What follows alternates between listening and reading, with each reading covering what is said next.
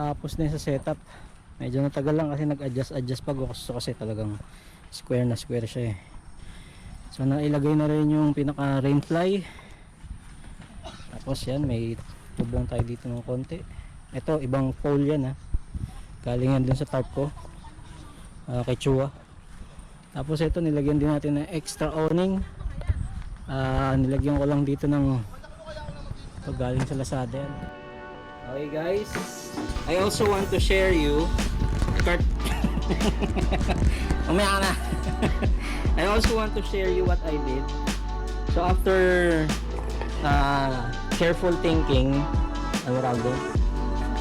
this is what we came up. So to shorten the setting up time, as you can see, I put Velcro strap and cords to organize the poles.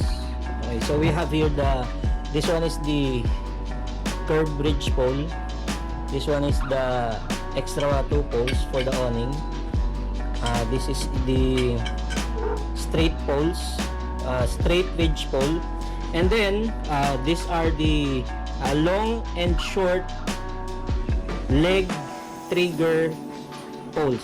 So this one is for the left and right. Yon. When you're going to install this one, you just have to put this on the left and then put this on the right, just to minimize the setting up time. Ang loob ng aming extender. So maluwag siya oh. Parang same size din ng loob ng tent namin dati. You know. So gusto ko rito, ito may mga sabitang ganyan eh.